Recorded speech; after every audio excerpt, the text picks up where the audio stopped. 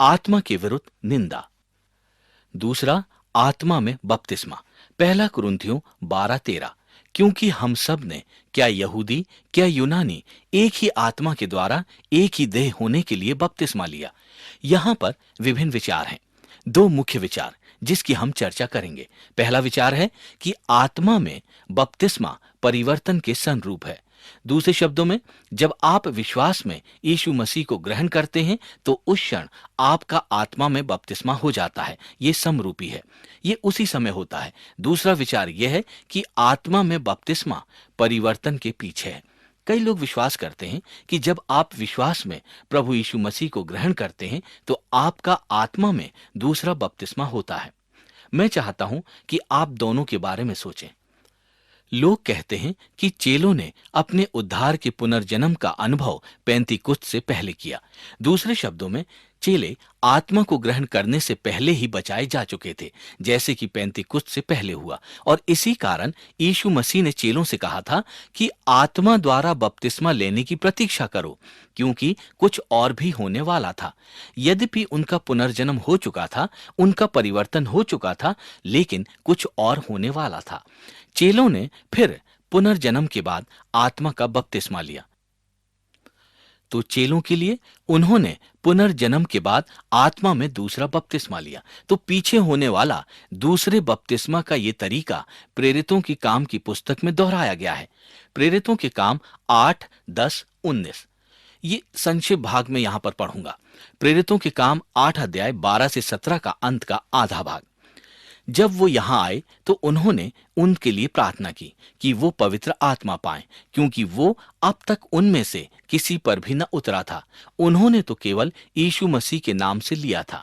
तो यहां पर लोगों का एक समूह है जिन्होंने ऊपरी तौर से प्रभु यीशु मसीह के नाम में बपतिस्मा लिया है, परंतु पवित्र आत्मा नहीं पाया था। तब पतरस और यूहन्ना ने अपने हाथ उन पर रखे और उन्होंने पवित्र आत्मा पाया। यहां पर एक रीति है। प्रेरितों के काम अध्याय 10। पतरस कुरनेलियस के घर गया। इस अध्याय के अंत में पतरस कहता है, क्या कोई इन लोगों को जल के बपतिस्मा लेने से रोक सकता है? इन्होंने तो हमारी तरह पवित्र आत्मा पाया है। और उसने आज्ञा दी कि उन्हें यीशु मसीह के नाम से बपतिस्मा दिया जाए। यहां पर आत्मा में बपतिस्मा और यीशु मसीह के नाम में बपतिस्मा, दोनों में अंतर है।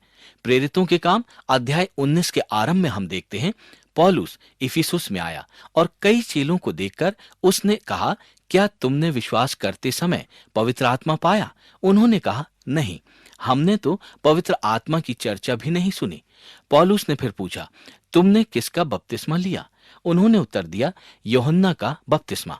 पौलुस ने कहा, यूहन्ना का बपतिस्मा तो मन फिराव का बपतिस्मा है, पर तुम लोग जो मेरे बाद आने वाला है उस पर अर्थात यीशु मसीह पर विश्वास करना।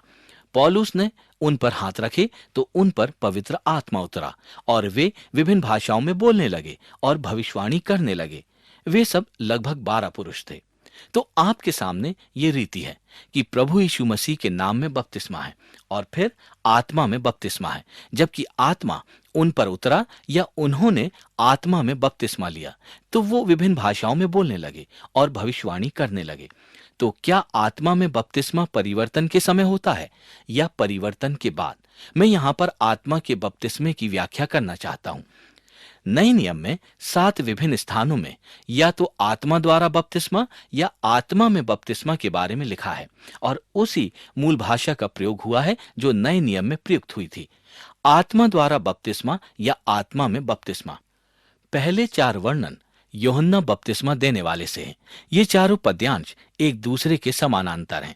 यहां यूहन्ना बपतिस्मा देने वाला ये बात करता है कि यीशु मसीह किस प्रकार से पवित्र आत्मा द्वारा बपतिस्मा देगा। आप चारों को यहां पाते हैं। वो आपको पवित्र आत्मा से बपतिस्मा देगा।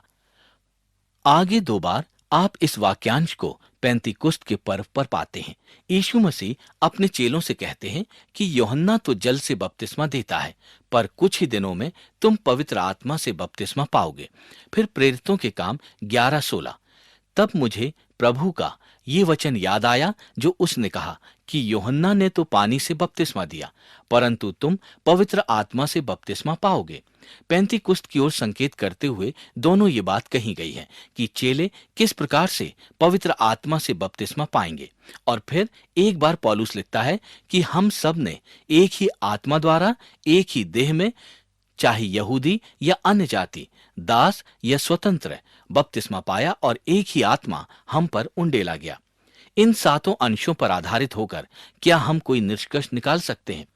मैं विश्वास करता हूं कि ये निष्कर्ष निकलेंगे। पहला, पौलुस के लिए आत्मा द्वारा, आत्मा से या आत्मा में बपतिस्मा। मैं इसे बाद में विस्तार से बताऊंगा।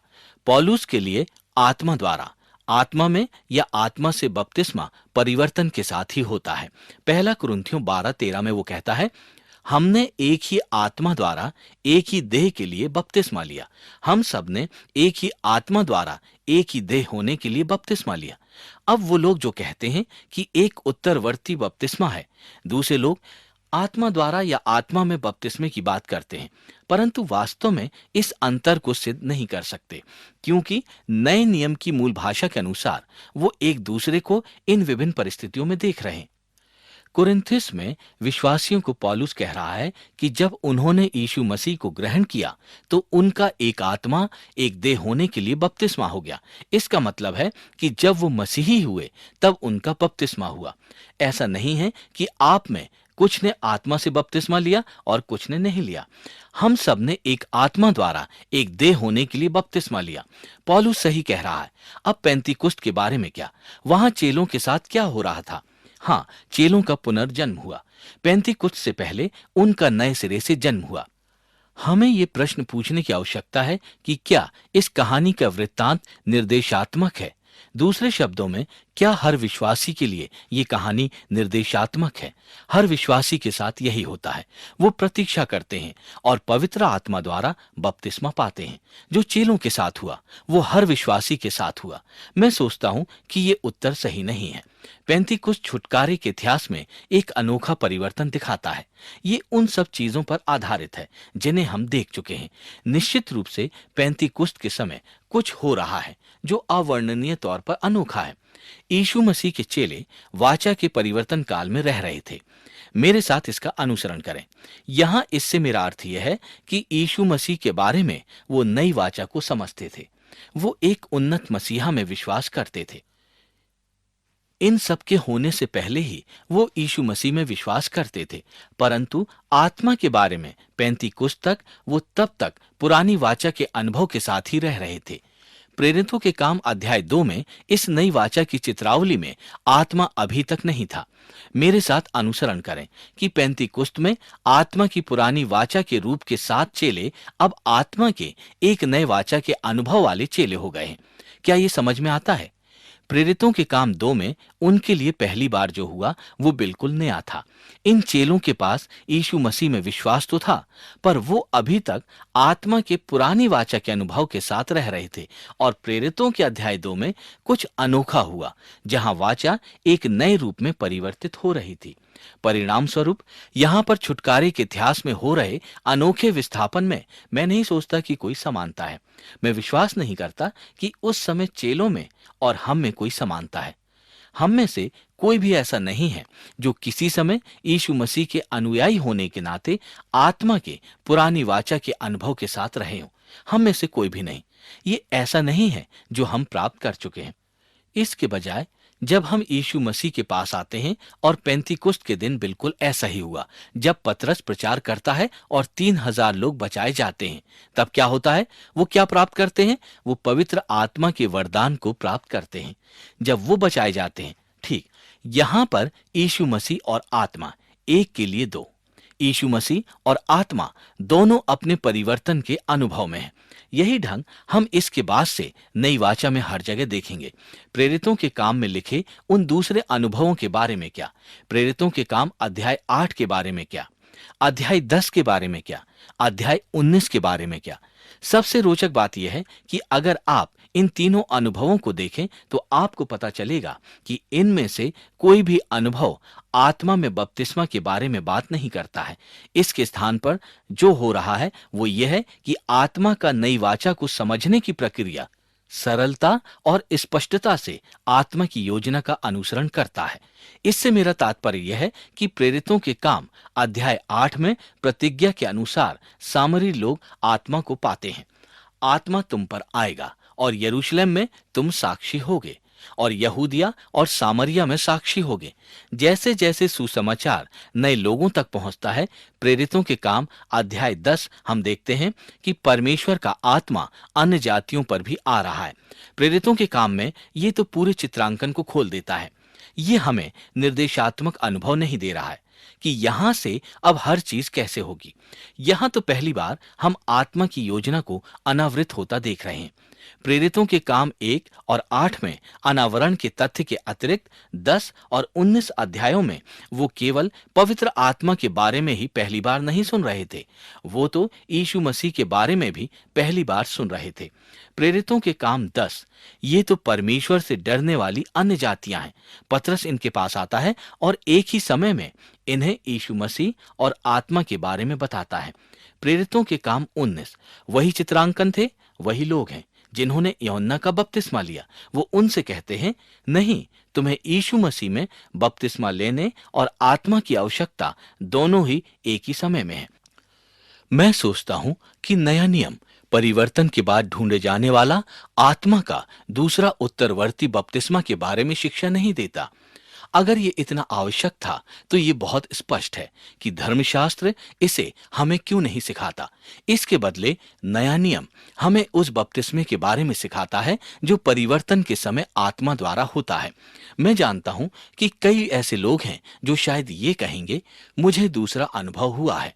मेरे परिवर्तन के समय मेरे लिए कुछ हुआ था। मुझे याद है, कॉलेज में मेरा एक अच्छा मित्र था। हम हर सप्ताह दोपहर के भोजन के लिए जाते थे और आत्म विद्यात्मक रूप से हम में कुछ भिन्नताएं थी और यही बड़ी भिन्नता थी। उसने मुझसे कहा कि वो मेरे दूसरे बपतिस्मा लेने के लिए प्रार्थना कर रहा है और हम लोग गर्मियों की छुट्टी के लिए बाहर चले गए और जब वापस आए तो उसने मुझसे पूछा, जुलाई 17 को क्या कुछ हुआ था? मैंने कहा नहीं। उसने कहा, मैं तो प्रार्थना कर रहा था कि तुम्हें उस दिन दूसरा बपतिस्मा मिले, तो जुलाई 17 को मैं इसमें विफल हो गया। मैं उसको बताता रहा कि मैंने एक ही समय दोनों का ही बपतिस्मा लिया, यीशु मसीह और आत्मा दोनों का। इसीलिए मैं जानता हूं कि कई लोग हैं जिन्हें परिवर्तन के बाद किसी प्रकार का अनुभव हुआ, जिन्हें वो दूसरा बपतिस्मा के नाम से पुकारने लगे। अब यहाँ पर मैं आपको उत्साहित करूंगा कि इन सब बातों को ध्यान में रखते हुए हम इस बारे में सोचें कि इसका व्यवहारिक प्रभाव क्या है।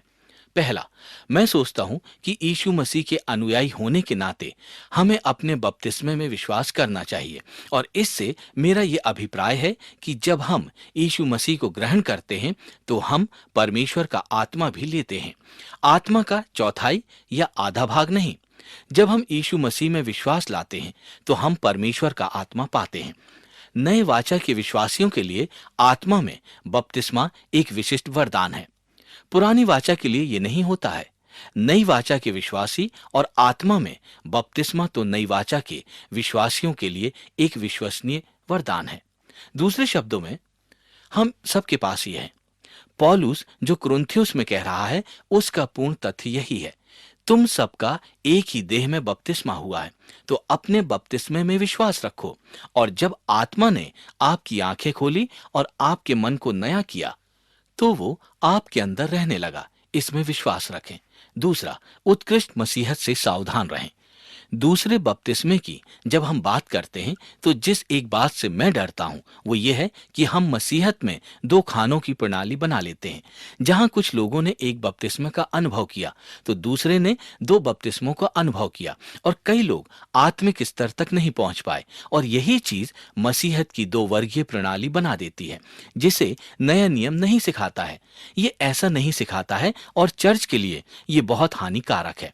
यीशु मसीह के पास बहुत अवसर थे, पतरस या पौलुस के पास बहुत अवसर थे नए नियम के उन चर्चों को जो संघर्ष कर रहे थे ये बताने के लिए कि तुम्हें आत्मा में बपतिस्मा लेने की आवश्यकता है।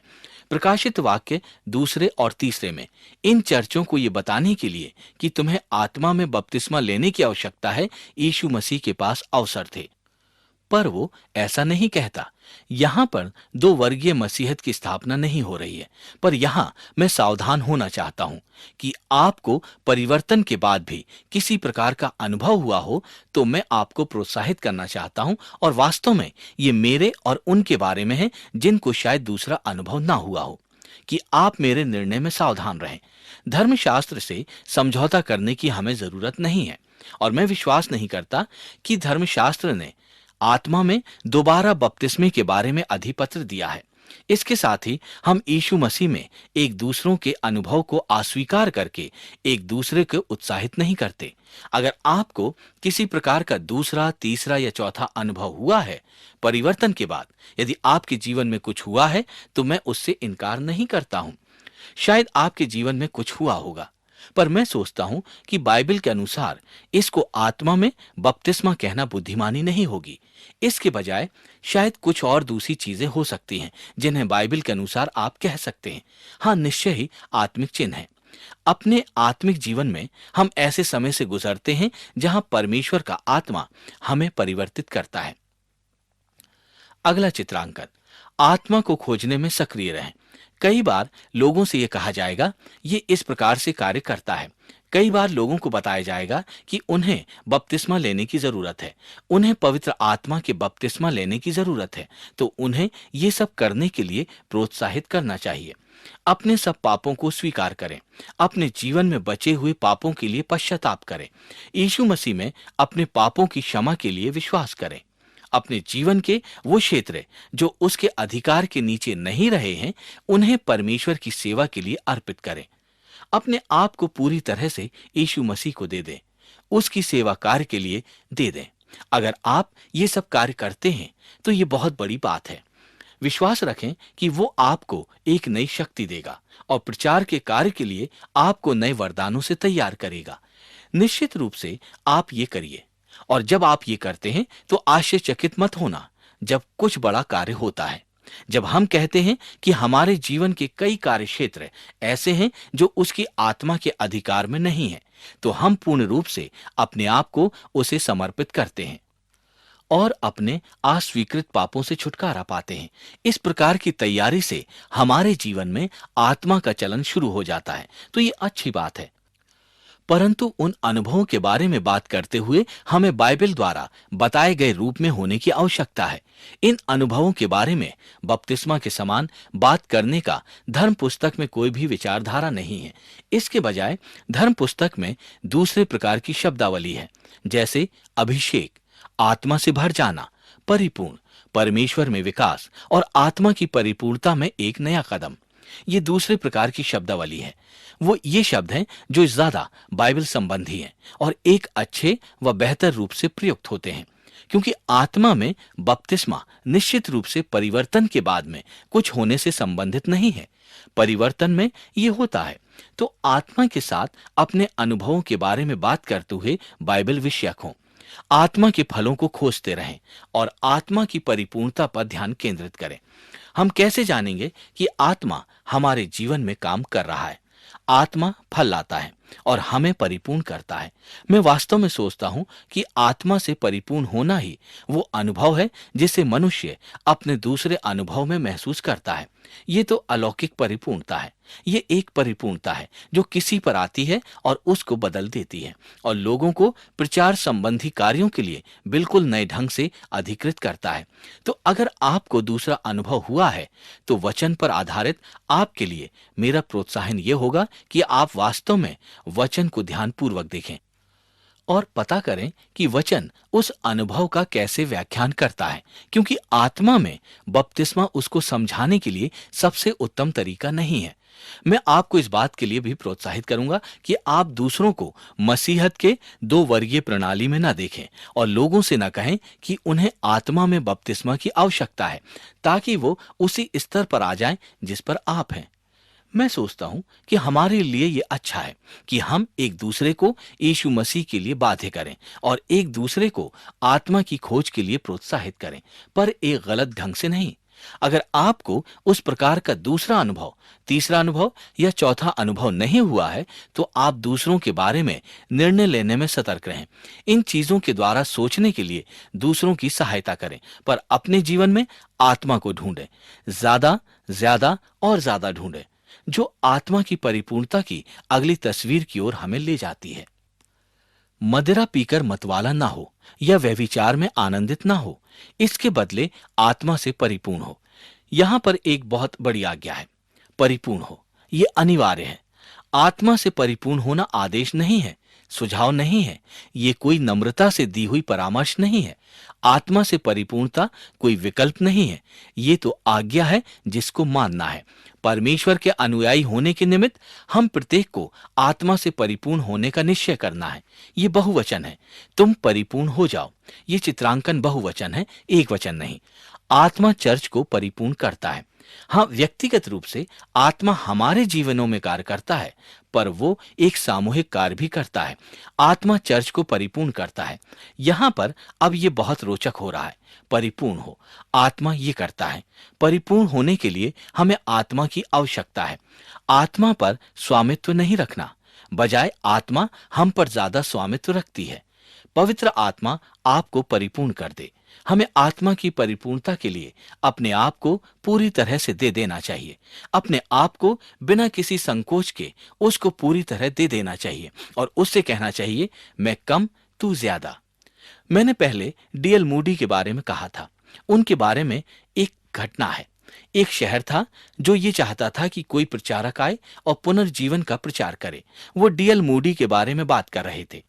सब ये कह रहे थे, हमें डीएल मूडी को लाना चाहिए। और अंत में एक जवान लड़के ने कहा, हमें डीएल मूडी को बुलाने की आवश्यकता नहीं है। प्रत्येक व्यक्ति ऐसा क्यों कह रहा है? क्या पवित्र आत्मा पर उनका एकाधिकार है? सब लोग शांत हो गए। पीछे की ओर से एक वृद्ध व बुद्धिमान व्यक्ति खड़ा होकर बोला, पुत्र, आप ठीक हैं। आत्मा पर डीएल मूडी का एकाधिकार नहीं है, तो भी आत्मा का डीएल मूडी पर एकाधिकार है और इसीलिए हमें उसको यहां बुलाने की आवश्यकता है। आपने ये देखा, क्या आपके जीवन पर पवित्र आत्मा का एकाधिकार है? मैं कम, तू अधिक नहीं है। परिपूर्ण हो जाओ। केवल एक बार होने वाली घटना नहीं है, ये तो लगातार होते रहने वाला अनुभव है। इसी कारण से स्तिफनुस का इसी प्रकार से वर्णन किया जाता है, जैसे कि वो मानो पवित्र आत्मा से भरा हो। पवित्र और सर्वदा के लिए एक वरदान है। उद्धार के समय जब हमारे जीवनों में आत्मा आता है, तो आत्मा से परिपूर्ण हो जाना बहुत से उद्देश्यों के लिए बहुत बार में दिया हुआ उपहार है। जब मैं कहता हूं कि हमें आत्मा के लिए व्याकुल होना चाहिए, तो मेरा अभिप्राय यह होता है कि ऐसा नहीं है कि हम किसी बंजर भूमि या रेगिस्तान में बैठे हैं और कुछ पीने की प्रतीक्षा कर रहे हैं, क्योंकि हमें आत्मा का कुछ भी ज्ञान नहीं है। जब हम कहते हैं कि हमें आत्मा के लिए व्याकुल है, तो हम उसे अधिक और अधिक और अधिक अपने में चाहते हैं। आत्मा से परिपूर्ण हो जाओ। जब आप धर्मशास्त्र में देखते हैं, तो वहां पर आत्मा से परिपूर्ण होने के बारे में लोगों ने 3 वर्गों में बात की है। सामान्य रूप से प्रेरितों के काम 6 अध्याय के 3 से 5 पद में यीशु मसीह के अनुयायी स्तिफनुस के बारे में बात करते हैं। प्रेरितों के काम 11 में बरनबास के बारे में बात करते हैं और प्रेरितों के काम 13:52 में पौलुस और बरनबास के बारे में बात होती है। और चेले आनंद से और पवित्र आत्मा से परिपूर्ण होते रहे। लूका 1, क्योंकि वो प्रभु के सामने महान होगा और दाखरस और मदिरा कभी न पिएगा। ये तो चर्च में नेतृत्व के बारे में बात हो रही है। प्रेरितों के काम 9:17, जब हनन्याह शाऊल के पास किया, हे भाई शाऊल, प्रभु यीशु मसीह जो उस रास्ते में जिससे तू आया था तुझे दिखाई दिया था, उसी ने मुझे भेजा है कि तू फिर दृष्टि पाए और पवित्र आत्मा से परिपूर्ण हो जाए। और वो पूरा हुआ तब जब पौलुस अपने प्रचार का काम आरंभ करने वाला था, पवित्र आत्मा से परिपूर्ण होगा। कई बार प्रचारकों के लिए विशिष्ट अवसर पवित्र आत्मा से परिपूर्ण होते हैं। प्रेरितों के काम 4:8, पतरस महायाजकों के सामने खड़ा है और प्रचार आरंभ करने वाला है। वो उनसे कहता है, पतरस ने पवित्र आत्मा से परिपूर्ण होकर उनसे कहा, धर्मशास्त्र बताता है शाऊल ने, जो पौलुस भी कहलाता है, पवित्र आत्मा से परिपूर्ण होकर उसकी ओर देखकर कहा।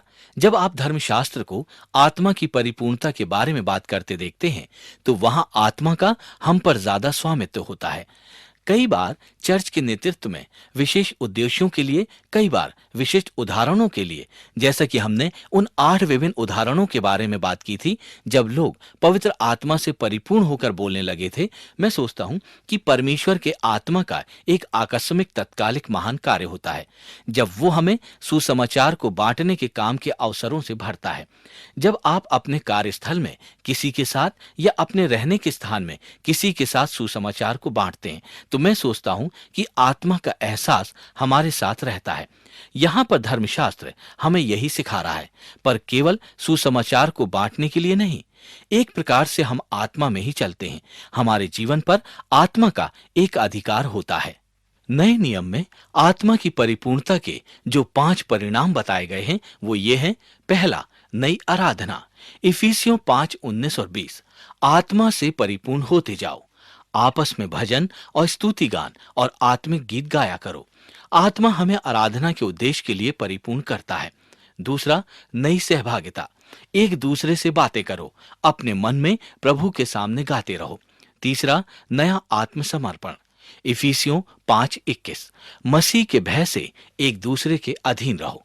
और फिर वो विवाह और मातृत्व पितृत्व के बारे में बता रहा है। ये तो बहुत विशाल है। विवाह तो आत्मा की परिपूर्णता पर निर्भर है। मनुष्य को अपनी पत्नी से प्रेम करने के लिए आत्मा की आवश्यकता है, जैसा मसीह ने कलीसिया से प्रेम करके अपने आप को उसके लिए दे दिया। स्त्री अपने पति के ऐसे अधीन रहे जैसे प्रभु के। मातृत्व पितृत्व भी आत्मा की परिपूर्णता पर निर्भर है। कितने माता पिता ऐसे हैं जिन्होंने अपने बच्चों के साथ कभी ये सोचा होगा कि ठीक है, मुझ पर एकाधिकार के लिए मुझे आत्मा की आवश्यकता है, इससे पहले कि मैं वो कुछ करूं जिसके करने की मुझे आवश्यकता नहीं है। हमें अपनी परिपूर्णता के लिए और फिर वचन को घोषित करने के लिए आत्मा की आवश्यकता होती है। वो सब आत्मा से परिपूर्ण हो गए हैं और वचन को निर्भीकता से कहने लगे। कई बार ये केवल एक ही बार की घटना होती है। आत्मा हमें किसी विशिष्ट चीज के लिए परिपूर्ण करता है। ये एक निरंतर प्रक्रिया भी हो सकती है। जब हम लगातार परमेश्वर से कहते हैं, मुझे परिपूर्ण कर, मैं चाहता हूं कि तू मुझसे ज्यादा स्वामित्व रखे, तू अधिक मैं कम। आत्मा से परिपूर्णता आत्मा द्वारा दिए जाने वाले वरदानों की ओर ले जाती है। उसके अनुग्रह से पवित्र आत्मा हर मसीहों को यीशु मसीह की महिमा के लिए चर्च के उन्नत करने को तैयार करता है। उसके अनुग्रह द्वारा एक परिभाषा आत्मिक वरदानों के लिए है, कैरिस्मेटिक। कैरिस का अर्थ है अनुग्रह, अनुग्रह का वरदान। इसी कारण से आंशिक रूप से मैं इस शब्द कैरिस्मेटिक को एक विशेष मसीही समूह के लिए प्रयोग करना पसंद नहीं करता, क्योंकि हम सब के पास अनुग्रह का वरदान है और इसीलिए हम सब कैरिस्मेटिक हैं। हमारे जीवन में हमारे पास अनुग्रह का उपहार है। रोमियो 6:23 में यह शब्द आया है, पाप की मजदूरी तो मृत्यु है, परंतु परमेश्वर का वरदान हमारे प्रभु यीशु मसीह में अनंत जीवन है। परमेश्वर का वरदान अनंत जीवन है। सो प्रत्येक मसीह को कैरिस्मेटिक होना चाहिए। इसीलिए हमें ऐसा होने की आवश्यकता है। ब्रुक हिल्स अत्यधिक कैरिस्मेटिक चर्च, अधिक अनुग्रह का वरदान। तो हम जितने अधिक कैरिस्मेटिक होंगे उतना ही बेहतर होगा। जब आत्मिक वरदानों की बात आती है तो एक अंतर है। प्राकृतिक योग्यता सामान्य अनुग्रह के तत्व हैं और आत्मिक वरदान बचाव के अनुग्रह के प्रमाण है। इससे मेरा ये अर्थ है, प्रत्येक चाहे वो यीशु मसीह का विश्वासी है या नहीं, उसके पास प्राकृतिक योग्यताएं हैं जो उनके जीवन में परमेश्वर के अनुग्रह का प्रमाण है। अच्छे खिलाड़ी, अच्छे गायक, लोग जिन्हें कला में निपुणता है, या ये या वो, हम सबके पास यीशु मसीह के पास आने से पहले ही प्राकृतिक योग्यताएं थी जो हमारे जीवन में परमेश्वर की सामान्य अनुग्रह का प्रमाण है। पर जब हम आत्मिक वरदानों की बात करते हैं तो ये केवल प्राकृतिक योग्यता नहीं है, ये तो वो है जो हमें दी जाती है, क्योंकि उद्धार के समय से आत्मा हम में है। बचाव का अनुग्रह हमें आत्मिक वरदान प्राप्त करने की ओर ले चलता है। मैं सोचता हूं कि कोई जिसके पास परमेश्वर के सामान्य अनुग्रह द्वारा शिक्षा देने की प्राकृतिक योग्यता है, जो उसके पास विश्वास में यीशु मसीह के पास आने से पहले ही है, तो फिर जब वो एक बार विश्वास में यीशु मसीह में आ जाते हैं तो यहां पर अधिव्याप्त है। मैं एक अनावश्यक अंतर इन दोनों के बीच नहीं निकालना चाहता हूं, पर एक प्राकृतिक योग्यता और एक आत्मिक वरदान, दोनों के बीच में एक बड़ा अंतर है। क्योंकि जब हम विश्वास में प्रभु यीशु मसीह के पास आते हैं तो हमें एक आत्मिक दान दिया जाता है। अपने अनुग्रह के द्वारा पवित्र आत्मा हर मसीहों को यीशु मसीह की महिमा के लिए चर्च को उन्नत करने को तैयार करता है। अपने अनुग्रह के द्वारा पवित्र आत्मा हर मसीही को तैयार करता है। हर मसीह को वरदान मिलता है, हर मसीही को आत्मा का प्रगटीकरण मिलता है। किसी के पास सारे वरदान नहीं होते हैं, पर प्रत्येक के पास कम से कम एक वरदान जरूर होता है। परमेश्वर के आत्मा ने हम सबको वरदान दिए हैं और प्रत्येक वरदान महत्वपूर्ण है। पहला कुरिन्थियों 12:15-20 ये बताता है कि किस प्रकार से हर वरदान महत्वपूर्ण है। शरीर के किसी एक अंग से हम ये नहीं कहते कि तू महत्वपूर्ण नहीं है, या दूसरे अंग से ये नहीं कहते कि तू महत्वपूर्ण नहीं है। हमें सतर्क होना चाहिए। हमें स्वयं मूल्य कम करने से बचना चाहिए। और इस शब्दावली से मेरा यहाँ अर्थ है कि आप कहें, मैं अच्छा नहीं हूं, आपको मेरी आवश्यकता नहीं है। मैं सोचता हूं कि चर्च में ये बहुत प्रचलित है। मेरा अनुमान है कि बहुत से व्यक्ति हैं जो ये सोचते हैं कि जिस स्थानीय चर्च के वो सदस्य हैं, चाहे वो यहाँ ब्रुक हिल्स में हो या कहीं और, कहते हैं, मैं नहीं जानता कि उस चर्च को वास्तव में मेरी जरूरत है या नहीं। वास्तविकता यह है कि अगर आप किसी चर्च में हैं और आप यीशु मसीह के अनुयायी हैं, तो आपको उस चर्च के लिए वरदान दिए गए हैं। तो हमें स्वयं मूल्य कम करने से बचना चाहिए, पर हमें आत्म प्रशंसा से भी बचना चाहिए। अरे, मेरे पास तो बहुत से वरदान हैं, इसीलिए चर्च को वास्तव में मेरी जरूरत है। स्वयं का मूल्य कम करना, मैं अच्छा नहीं हूं, आपको मेरी आवश्यकता नहीं है। आत्म प्रशंसा, तुम अच्छे नहीं हो, मुझे तुम्हारी आवश्यकता नहीं है। परमेश्वर कहता है, तुम्हें एक दूसरे की आवश्यकता है। मैं सोचता हूं कि यह एक बहुत ही रोमांचक चीज है। अगर एक चर्च में 10 लोग हैं तो 10 अनुग्रह के वरदान और ज्यादा भी। मेरा मतलब है कि कई लोगों के पास केवल एक ही आत्मिक वरदान नहीं होता। ये कैसी चित्रावली है। तो हम उन चीजों की रक्षा करें और कहें कि हमें एक दूसरे की जरूरत है। नए नियम के आत्मिक वरदानों की सूची जो मैंने लिखी है वो 4 क्रमांक सूचियां हैं। जब आप इनको जोड़ेंगे तो लगभग 22 विभिन्न वरदान होंगे, जो धर्म पुस्तक में इफिसियों 4:11, पहला कुरिन्थियों 7:7 के अतिरिक्त है। इन सूचियों में कई वरदान ऐसे हैं जो दूसरी सूचियों में भी हैं। संचालन और नेतृत्व जैसे वरदानों का भी उल्लेख किया गया है, जिनमें शायद अधिव्यापन हो। इनमें सभी अनुयायी के कुछ लक्षण और आशाएं सम्मिलित हैं।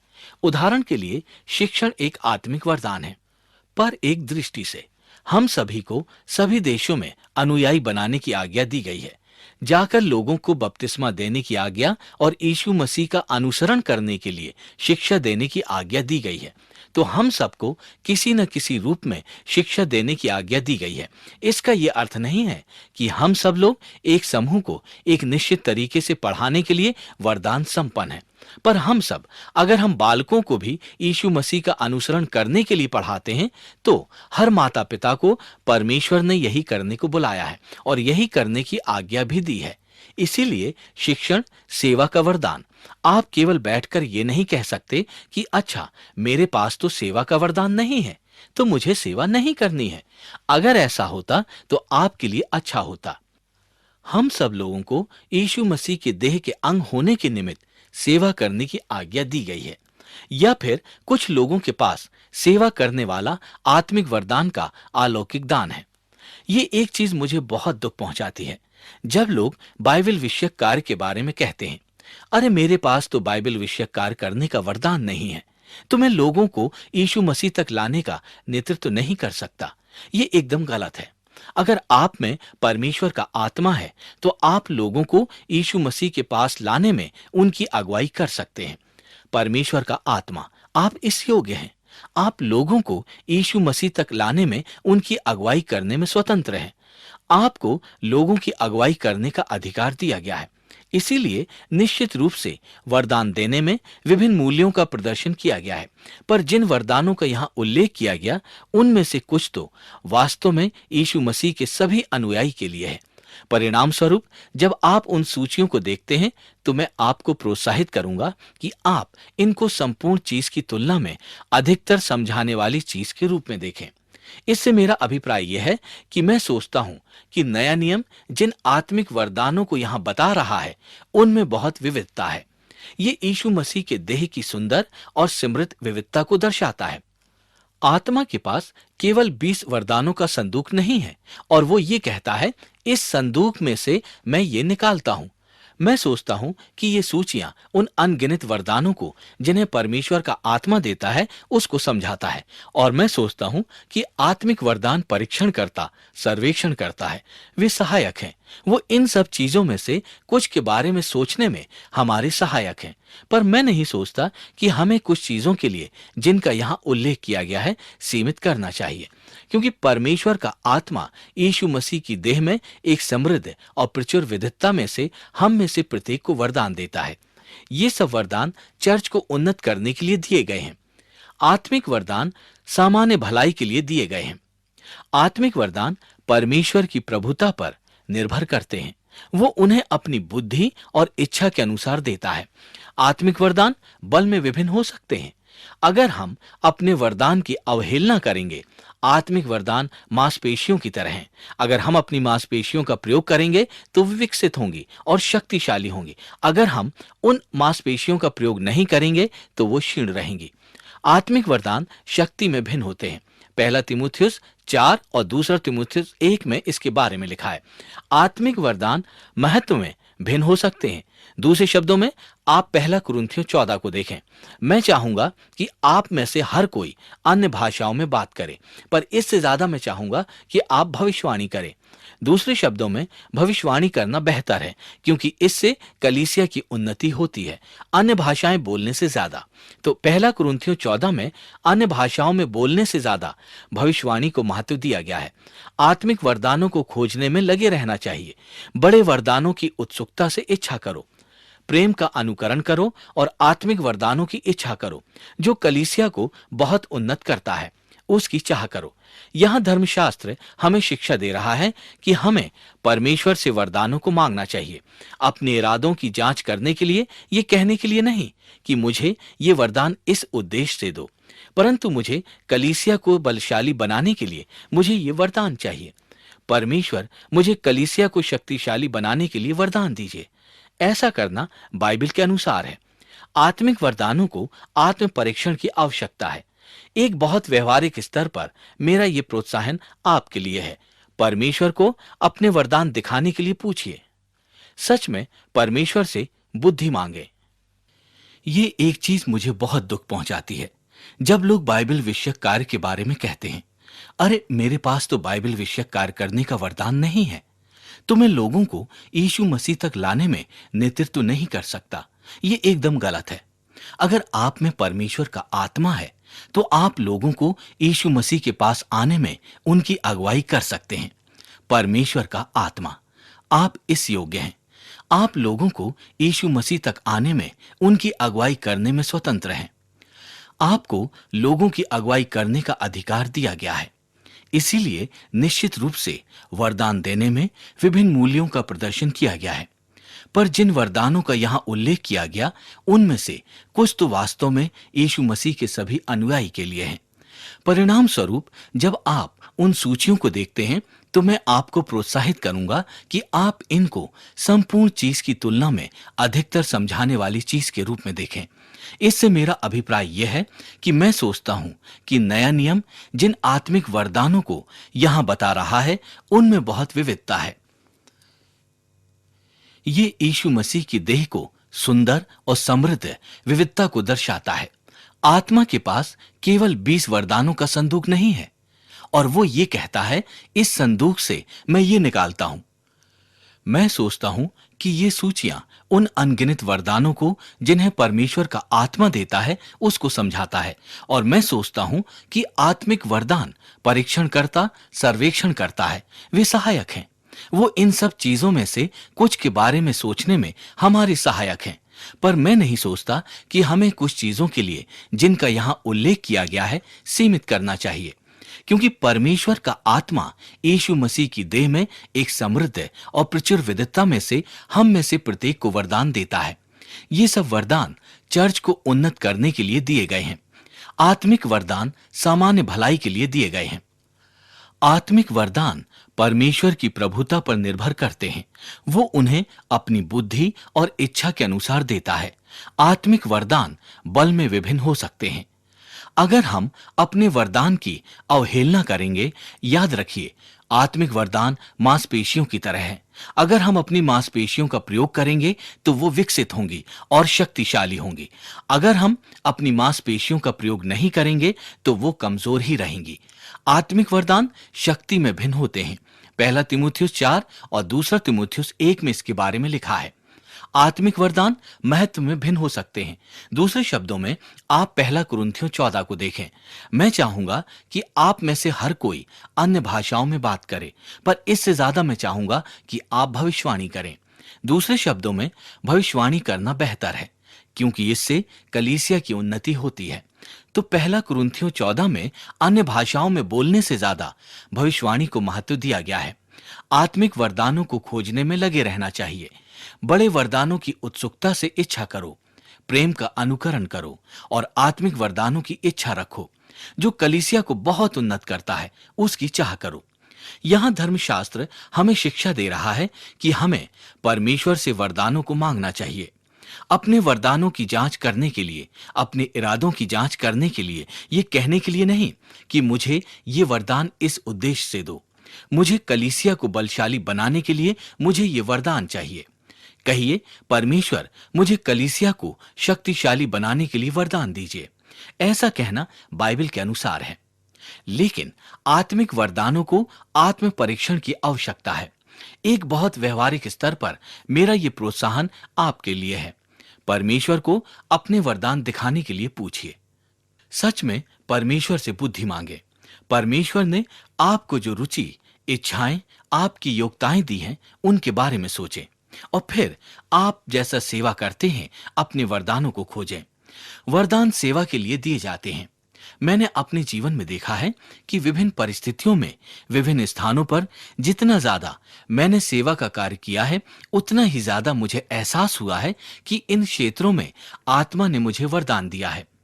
आत्मा का मुझे वरदान देने का मतलब ये जरूरी नहीं है कि वो आराधना के नेतृत्व की ओर मुझे ले जाएगा, और शायद ये मेरा वरदान नहीं है। मेरे लिए ये चित्रांकन नहीं है। जब आप 2000 व्यक्तियों के सामने खड़े होकर गाना गाने की कोशिश करते हैं तो आपको ये पता चल जाता है। सो आत्मिक वरदानों को आत्म परीक्षण की आवश्यकता है। सब यीशु मसीह की महिमा के लिए हैं।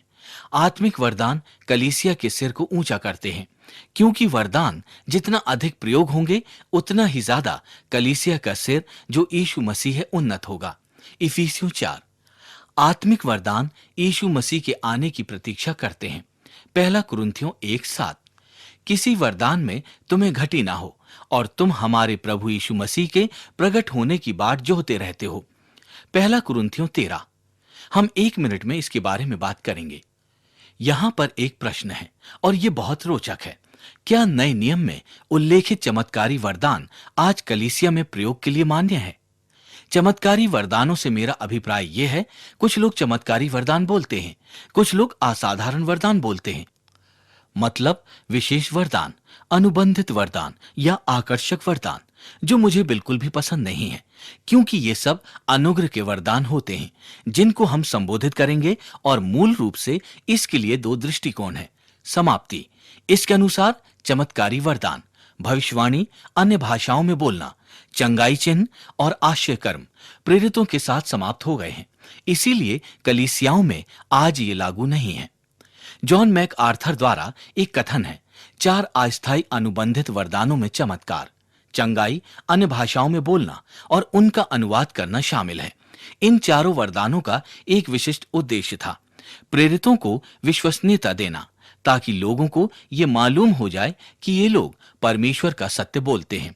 परंतु जब एक बार परमेश्वर का वचन लिखित हो गया तो अनुबंधित वरदानों की कोई आवश्यकता नहीं रही और वे समाप्त हो गए। ये बात समझ में आती है। यही समाप्ति है। ये वास्तव में उस ओर संकेत करता है जब धर्म पुस्तक समाप्त हुई थी। इन अनुबंधित वरदानों की आवश्यकता नहीं थी। जब प्रेरित चले गए थे तब ये अनुबंधित वरदान अनिवार्य नहीं थे और वो सब समाप्त हो गए। निरंतरता कहती है कि चमत्कारी वरदान यीशु मसीह के सब अनुयायी के लिए प्राप्त हैं और इसीलिए आज कलीसिया में सक्रिय हैं। ये अधिकतर पेंतिकोस्टल की तस्वीर है। पेंतिकोस्टल में अन्य भाषाओं में बोलना एक आवश्यक चिन्ह है जिसे आपने आत्मा के बपतिस्मे में अनुभव किया है। तो हम इन दोनों दृष्टिकोणों के बारे में सोचें। निरंतरता कहती है, मैं इसका मूलतः दो विचारों में समाधान करने की कोशिश करूंगा।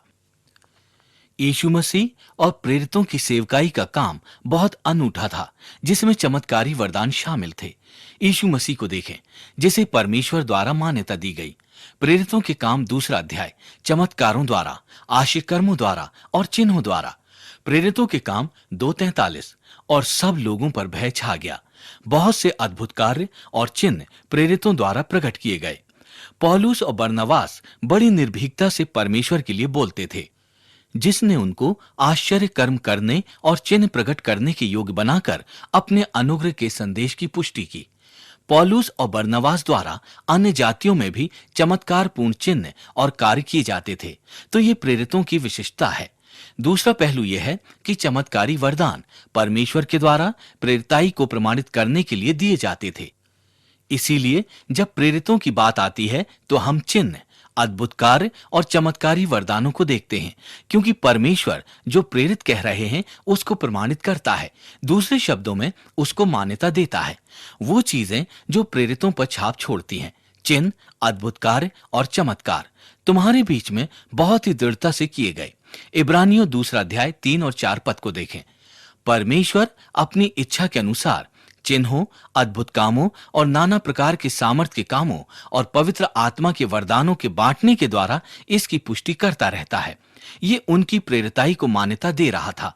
पर एक बार जब वो स्थान विशेष से हट गए तो ये चीजें अनिवार्य नहीं थी और इसीलिए समाप्त हो गईं। निरंतरता कहती है कि जो सेवकाई का कार्य यीशु मसीह ने आरंभ किया था उसको आगे बढ़ाने के लिए वो हमें बाहर भेजता है। इसमें चमत्कारी वरदान शामिल है। जैसे पिता ने मुझे भेजा, मैं भी तुमको भेजता हूं। लूका 9:10 में उसने उनसे ये भी कहा, जाओ और बीमारों को चंगा करो, चंगाई का कार्य करो। यूहन्ना 14:12 वो कहता है, जो मैंने किया है तुम उससे भी बड़ा काम करोगे। तो निरंतरता में विश्वास रखने वाले कहेंगे कि चमत्कारी वरदान यीशु मसीह के अनुयायी के बीच में सुस्पष्ट है। ये अनुयायी नए नियम में प्रेरित नहीं है। इस्तुफनुस ने बड़े बड़े अद्भुत कार्य किए और चमत्कारी चिन्ह प्रकट किए। भीड़ ने फिलिपुस को सुना और उसके द्वारा किए गए चमत्कार पूर्ण चिन्हों को देखा। गलातियों 3 में पौलुस गलातियों से कहता है, क्या परमेश्वर तुम्हें सामर्थ के काम करने को आत्मा का दान देता है? पहला कुरिन्थियों 12 में भी इसी प्रकार की चीजें चंगाई का वरदान है और ये कुरिन्थियों की कलीसिया से बात कर रहा है। तो ये क्या है? क्या ये चीजें समाप्त हो गई हैं या नहीं? जो निष्कर्ष में धर्मशास्त्र द्वारा शिक्षा से निकालूंगा वो ये है, पहला, हमें यीशु मसीह का अनूठा आधिपत्य, नए नियम के प्रेरितों और पुराने नियम के भविष्यवक्ताओं का आदर करना चाहिए। इससे मेरा तात्पर्य यह है कि उदाहरण के लिए प्रेरितों में कुछ अनूठा हो रहा है।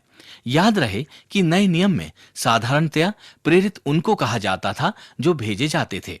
इस कारण हर मसीही एक प्रेरित है जिसे भेजा जाता है। पर अधिकतर नया नियम प्रेरित शब्द व्यक्तियों के उस समूह के लिए प्रयोग करता है जो यीशु मसीह के साथ थे, जो यीशु मसीह की मृत्यु और फिर से जी उठने के साक्षी थे। उसके शिष्य यहूदा को छोड़कर मत्थायस को मिलाकर और फिर पौलुस भी है। ये प्रेरित थे। कुछ अनूठा वहां हो रहा है। उन्होंने अपने आप को शिक्षण के लिए समर्पित किया। प्रेरित वो लोग हैं जो हमें उस वचन को देते हैं जो हमारी बाइबल में है। इसके साथ ही हमें कलीसिया में आज आत्मा द्वारा किए जाने वाले कामों का आदर करना चाहिए। यहां पर इस बात को कहने का मेरा तात्पर्य यह है कि मैं विश्वास करता हूं कि हमें उन क्षेत्रों में आत्मा की गतिविधि को सीमित करने में सावधान रहना चाहिए जहां धर्मशास्त्र आत्मा की गतिविधि को सीमित नहीं करता। हमें सावधान रहने की आवश्यकता है उन क्षेत्रों में आत्मा की गतिविधि को सीमित करने के लिए जहां धर्मशास्त्र ऐसा नहीं करता। मैंने संसार में बहुत भ्रमण किया है। मैंने उन तरीकों से किए गए आत्मा के कामों को भी देखा है और गवाहियां भी सुनी हैं जो मैंने यहां पर नहीं देखी और ना अनुभव की। अब अगर धर्मशास्त्र सीधे तौर पर इनकी बात करता है तो हमें धर्मशास्त्र का अनुसरण स्पष्ट रूप से करना चाहिए, पर अगर धर्मशास्त्र सीधे इनकी बात नहीं करता है तो मैं सोचता हूं कि कलीसिया में आज आत्मा के कार्य का आदर करने में हमें सतर्क होना पड़ेगा। ये हमें कुछ व्यवहारिक आशाओं की ओर ले चलता है। आप इन्हें किस प्रकार एक साथ देखेंगे? पहला, उन आत्मिक वरदानों को खोजें जिससे चर्च उन्नत होता है। यह तो स्पष्ट और सरल है। आत्मा हमें बताता है कि हमें चमत्कारी वरदान ढूंढने या गैर चमत्कारी वरदान। यह हमें बताता है कि हमें वो वरदान ढूंढने चाहिए जिनसे चर्च उन्नत होता है। कलीसिया में जिस चीज की सबसे ज्यादा आवश्यकता है वही वरदान ढूंढे। दूसरा, भटके हुए लोगों तक सुसमाचार को ले जाएं, विशेषकर उन लोगों तक जिन तक पहुंचना कठिन है और जिन्होंने कोई विशेष प्रगटीकरण नहीं देखा। मैं कोशिश करूंगा कि यह बहुत जल्दी ही समाप्त हो जाए। हम नए नियम में जो देखते हैं, विशेषकर प्रेरितों के काम में, कि जैसे जैसे यीशु मसीह का वचन, यीशु मसीह का सुसमाचार और यीशु मसीह का आत्मा नए स्थानों में जाता है, वैसे वैसे वहां पर चिन्हों और अद्भुत कामों द्वारा प्रमाणीकरण भी हो रहा है। जब मैं संसार में आज जो परमेश्वर कह रहा है और नए स्थानों में सुसमाचार को फैलते हुए देखता हूं, तो विशेषकर अगम स्थानों पर, इन स्थानों पर ही हमें ज्यादा से ज्यादा चिन्हों, अद्भुत कार्य और इसी प्रकार की चीजों के बारे में सुनने को ज्यादा मिलता है। मैं सोचता हूं कि ये बात तो समझ में आती है। जब वचन पहली बार नए स्थानों पर, अगम स्थानों पर रहने वाले लोगों में ले जाया जाता है तो वहां उस वचन की पुष्टिकरण का कार्य होता है। इसके साथ ही एक बार जब वचन हमारे पास होता है और वचन स्थापित होता है और हम समाचार से संतृप्त होते हैं, तो मैं सोचता हूं कि चिन्हों और अद्भुत कार्यों की आवश्यकता बहुत कम पड़ती है। इसका कारण यह है कि मैं अमीर व्यक्ति और लाजर के बारे में बात कर रहा हूं। जब अमीर व्यक्ति नरक में होता है और यीशु मसीह से कहता है कि किसी को मेरे भाइयों के पास भेज दे जो उन्हें ये बताएं कि ये वास्तविक है, तो यीशु मसीह उसे उत्तर देता है कि अगर वो किसी मृत को जीवित उठते हुए देख लेंगे तो विश्वास न करेंगे। उनके पास वचन है, उनके पास भविष्यवक्ता है और वो उनकी अवहेलना करते हैं। उनके पास जो है उनकी सुनने में भी वो रुचि नहीं दिखाते।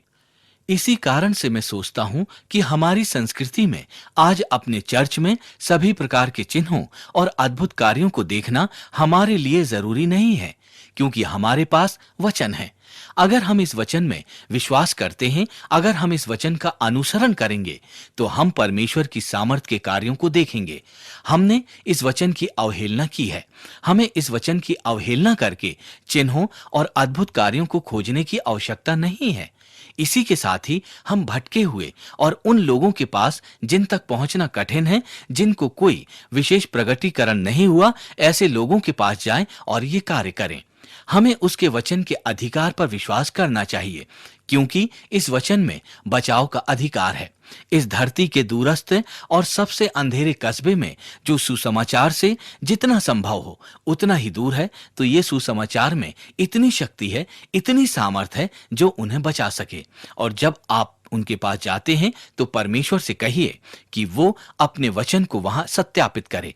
मैं ये नहीं कहता कि मैं वो सब जानता हूं, पर मैं कह रहा हूं कि ऐसे क्षेत्र में जो अगम्य है जाना अच्छा होता है। परमेश्वर के पवित्र आत्मा से ये पूछना अच्छा है कि वो ये प्रदर्शित करे कि वचन सच्चा है, जो उसको आदर और यीशु मसीह को महिमा देता है। मैं ऐसा करने के लिए सबको प्रोत्साहित करूंगा। तीसरा, यहां पर वास्तव में मैं इसको लाना चाहता हूं। पहली बात, परमेश्वर के आत्मा के संबंध में उदार मन वाले रहो। मैं सबको उत्साहित करूंगा कि जब संसार में चारों ओर उन भाइयों और बहनों की बात आती है जो आत्मा के कार्य के बारे में बात करते हैं, तो परमेश्वर के आत्मा के संबंध में उदार मन वाले व्यक्ति होने के नाते हमें बहुत उदार होना चाहिए। मैं देखकर यह नहीं कहूंगा कि चमत्कारी वरदान आजकल प्रयुक्त नहीं है और वो समाप्त हो गए हैं। मैं नहीं सोचता कि पर्याप्त आत्मिक प्रमाण है ये कहने के लिए कि वो निश्चित रूप से समाप्त हो गए हैं। इसी के बारे में अभी थोड़ी देर में हम बात करेंगे। इसके साथ ही एक निष्कपटता भी है। परमेश्वर की आत्मा के संबंध में निष्कपट रहो, पर वचन के अनुसार विवेकशील भी। अंतिम चीज जो मैं कहना चाहूंगा वो ये है कि अपनी कलीसिया में आज परमेश्वर का आत्मा जो कुछ कर रहा है उसका विरोध करूं, पर मैं उस चीज को जो वचन मुझे बताता है आत्मा को आरोपित नहीं करूंगा, आत्मा को आरोपित बिल्कुल नहीं करूंगा।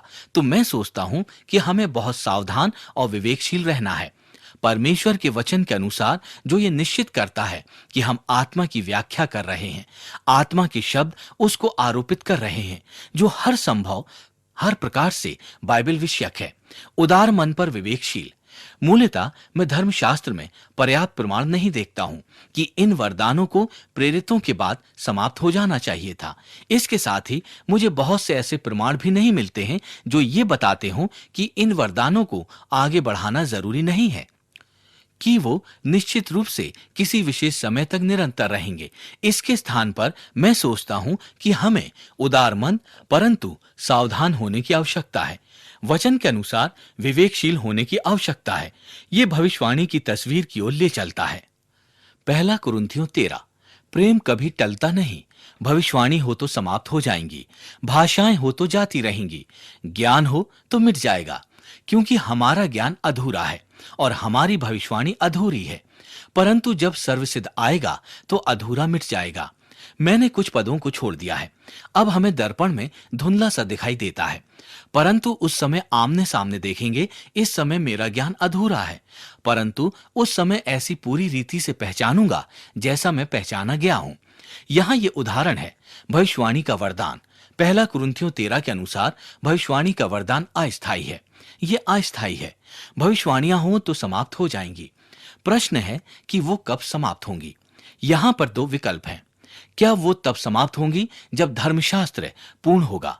समाप्तिवाद में विश्वास रखने वाले ऐसा ही कहेंगे। वो कहेंगे कि जब प्रेरित समाप्त हो गए, स्थान से हट गए, तो भविष्यवाणियां समाप्त हो गईं। हमारे पास धर्म पुस्तक है, हमें भविष्यवाणी की आवश्यकता नहीं है।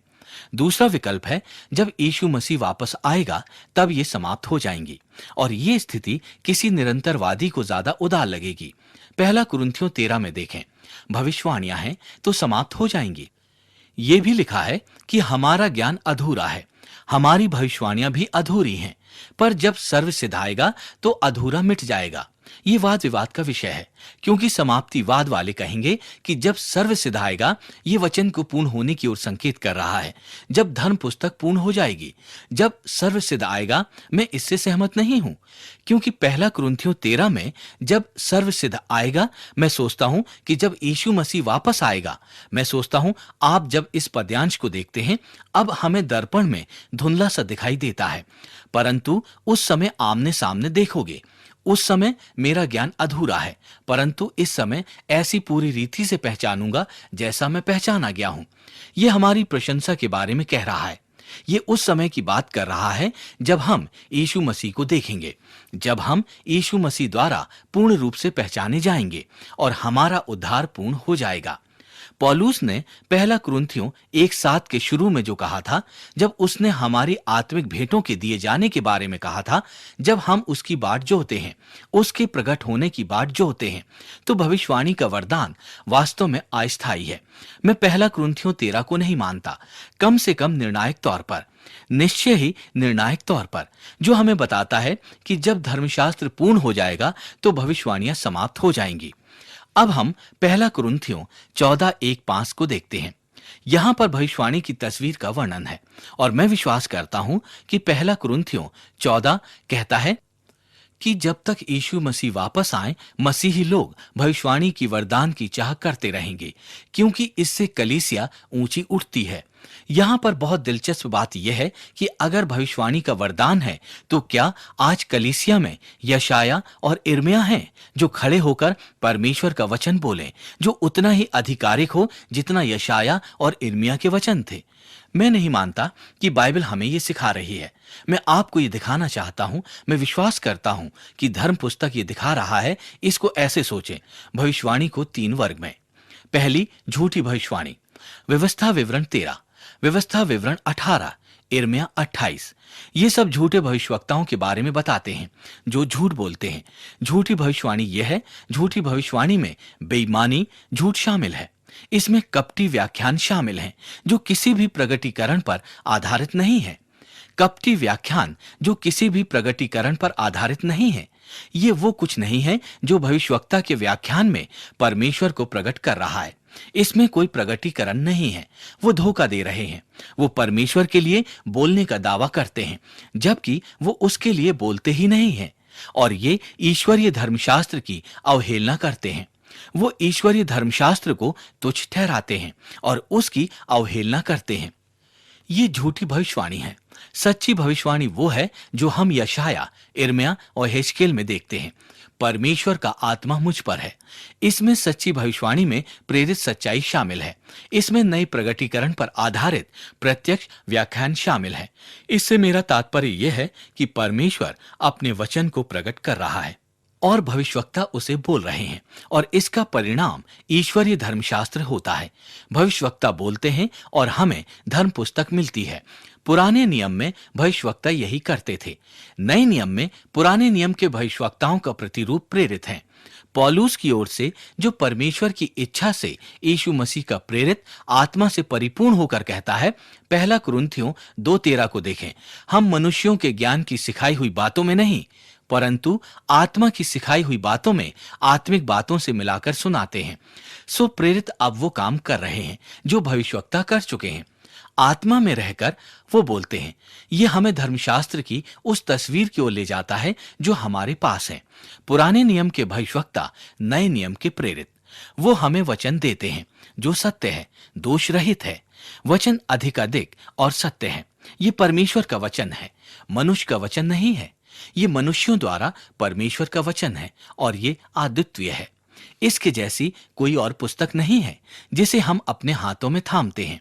ये पर्याप्त है, सत्य है, अधिकाधिक है और अद्वितीय है। परमेश्वरत्व में हमें जीवन में जो भी चाहिए वो सब कुछ इस पुस्तक में है।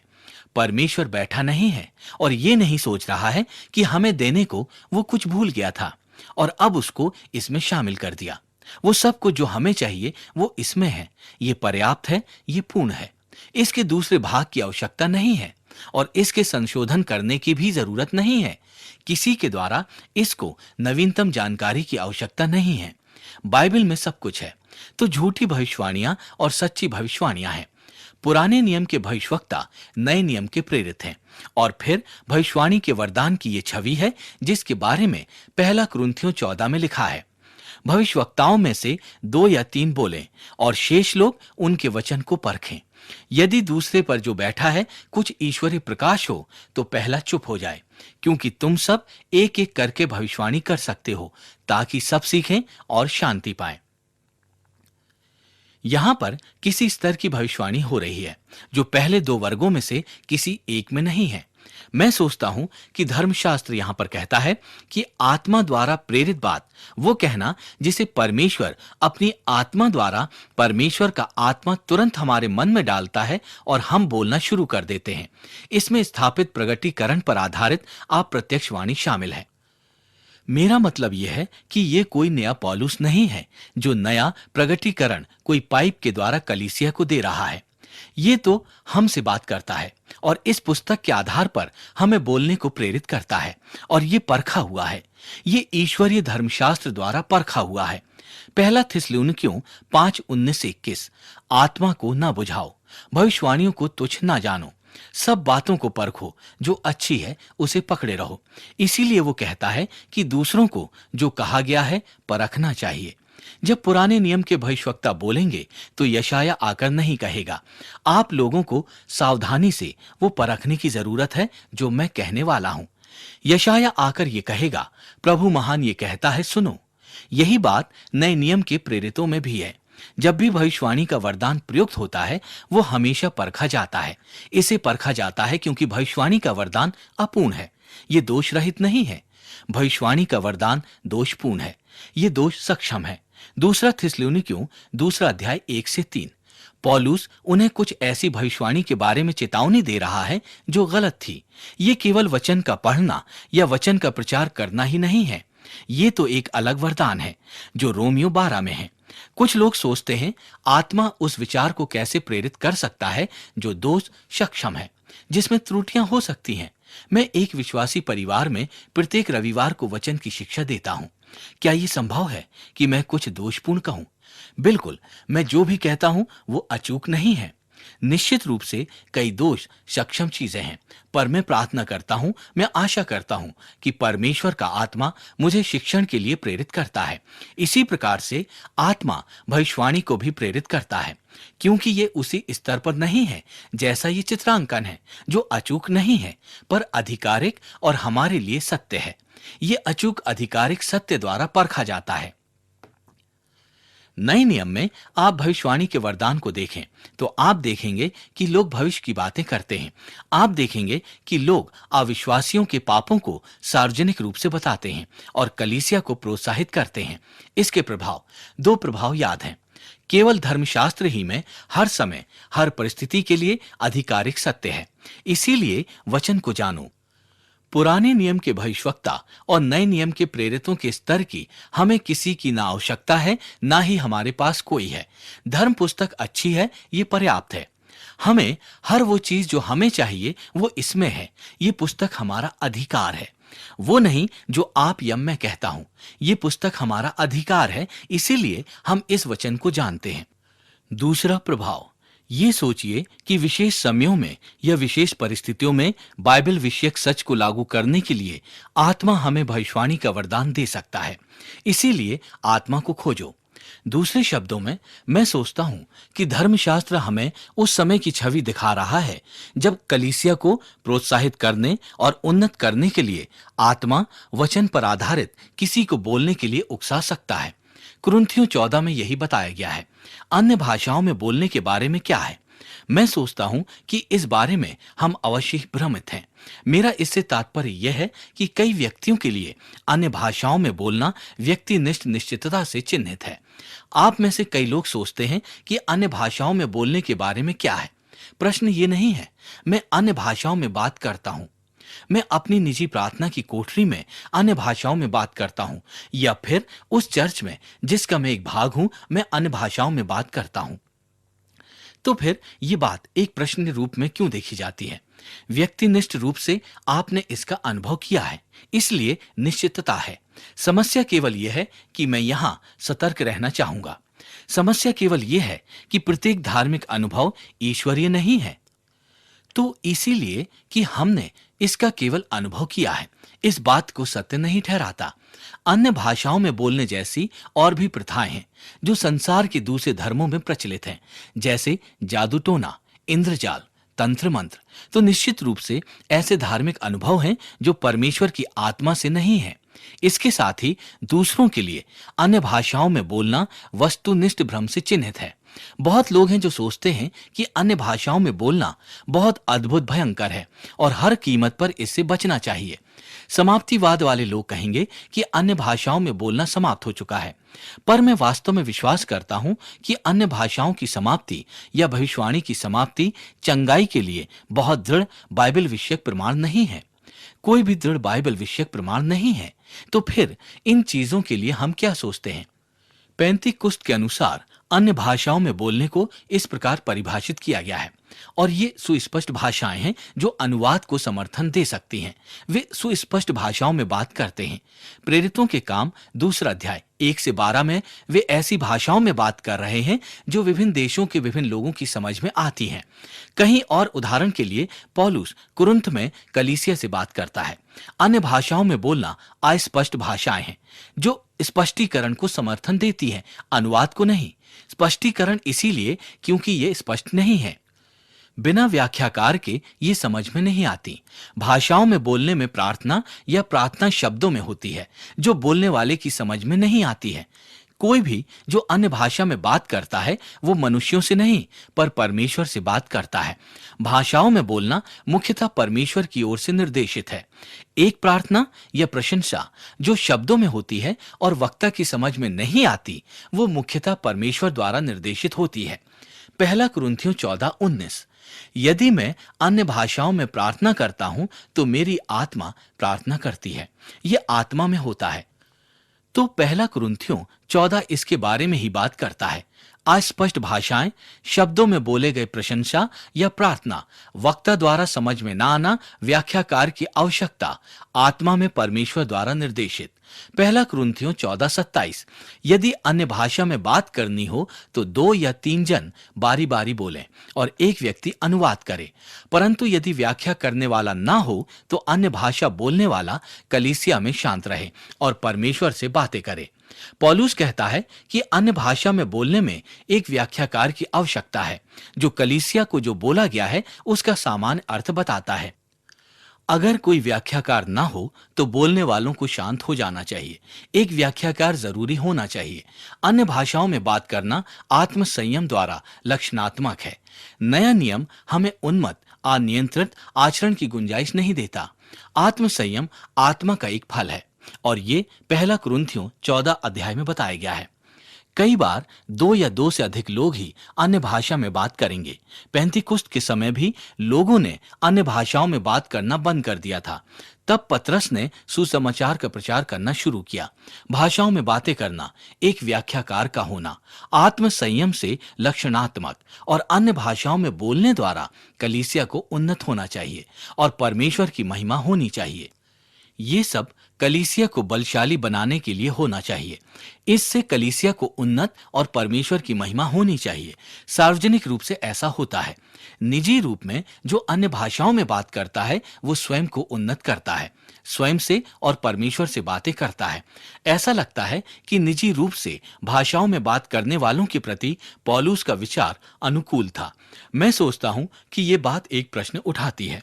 मैं बहुत ईमानदारी से बात कहूंगा कि मैंने कभी भी भाषाओं में बात नहीं की है, सार्वजनिक या निजी रूप से। मैं ऐसे लोगों को जानता हूं जिन्होंने सार्वजनिक रूप से या निजी रूप से भाषाओं में बात की है। मैं इन दोनों परिस्थितियों में रह चुका हूं। निजी रूप से भाषाओं में बात करना, मैं नहीं सोचता कि धर्मशास्त्र कहीं पर यह कहता है कि ऐसा नहीं हो सकता या ऐसा नहीं होना चाहिए। इसी के साथ आत्मिक वरदान मुख्यतः कलीसिया की उन्नति के लिए दिए जाते हैं। इसीलिए निजी रूप से भाषाओं में बात करना ये प्रश्न उठाता है कि ये किस प्रकार से कलीसिया की, परमेश्वर के लोगों को उन्नत करता है। अगर मेरे पास शिक्षण का वरदान है और अगर मैं निजी रूप में पढ़ाऊं तो ये अच्छा नहीं है। परंतु इसके साथ ही और मैं ऐसे कई लोगों का आदर करता हूं जो एक निजी प्रार्थना की भाषा की बात करते हैं। तो यदि आप पूर्णतया समाप्तिवाद का विचार रखते हैं तो मैं सोचता हूं कि नए नियम में भाषाओं में बात करने के बारे में एक निष्कपटता है। परंतु मुख्य प्रश्न यह है कि क्या भाषाओं में बोलना निर्देशात्मक है? क्योंकि मैं विश्वास करता हूं कि धर्मशास्त्र इस पर बहुत स्पष्ट बोलता है। क्या भाषाओं में बोलना निर्देशात्मक है? मैं चाहता हूं कि आप मुझे सुने, इस कथन को सुने। एक आकर्षक नियम की पुस्तक से एक सीधा कथन। एक व्यक्ति को भाषाओं में बात करने का वरदान प्राप्त करना चाहिए विश्वास में, जब उसके लिए आत्मा में बपतिस्मा के लिए प्रार्थना होती है। भाषाओं में बात करने को समर्पित करना एक आवश्यक पहला कदम है और किसी व्यक्ति को भाषाओं में बात करने को समर्पित करने के लिए प्रोत्साहित करने का प्रयास उपयोगी है, तो चाहे इसमें असंतुलित होने की छाप लगाने का जोखिम क्यों ना हो। अक्सर आसानी से लोगों को भाषाओं में बात करने के प्रति समर्पित करने के लिए मदद हम कर सकते हैं। आत्मा में बपतिस्मा लेने वाले व्यक्ति के लिए प्रार्थना करने के बाद टीम के सदस्य को घुटने टेकने चाहिए और उस व्यक्ति से पूछना चाहिए कि क्या वो अन्य भाषाओं में प्रार्थना करना चाहेगा। जब वो कहता है कि हाँ, तो उसको ऐसी आवाजें निकालने के लिए प्रोत्साहित करना चाहिए जो अंग्रेजी में ना हो या हिंदी में ना हो। फिर दोबारा से उसके लिए प्रार्थना करना चाहिए। जब वो व्यक्ति अन्य भाषाओं में बोलना शुरू कर देता है तो उसको और प्रोत्साहित करना चाहिए। उससे पवित्र आत्मा में बपतिस्मा लेने के बाद और भाषाओं में बोलने के वरदान को मांगने के बाद फिर समर्पित कर देना चाहिए। अगर अनिवार्य हो तो कुछ अर्थहीन आवाजों में बोलना शुरू करें। पवित्र आत्मा इसको रूप देगा। मैं विश्वास नहीं करता कि धर्मशास्त्र इस बात का समर्थन करता है। ये तो वो कार्य है जिसे आत्मा अपने महान कार्य प्रणाली में करता है, और अगर हम वरदानों को मांगते हैं तो वो अधिकार केवल कलीसिया की उन्नति के लिए ही होने चाहिए। इसीलिए पौलुस ने कहा था, भविष्यवाणी का वरदान खोजो।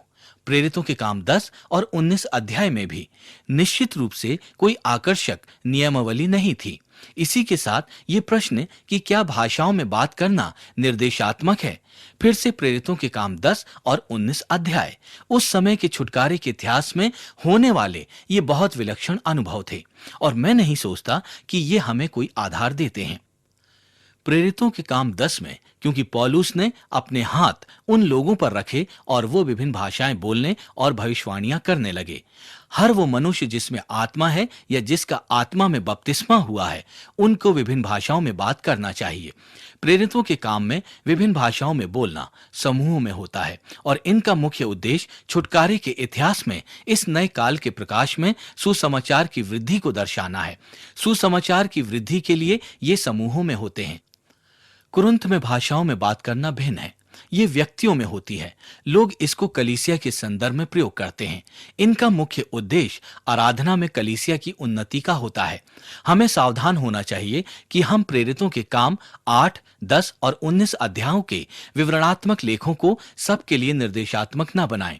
ये उनके साथ हुआ था तो यही सबके साथ भी होता है। ये तो बाइबल अध्ययन की एक बहुत ही बुनियादी छवि है।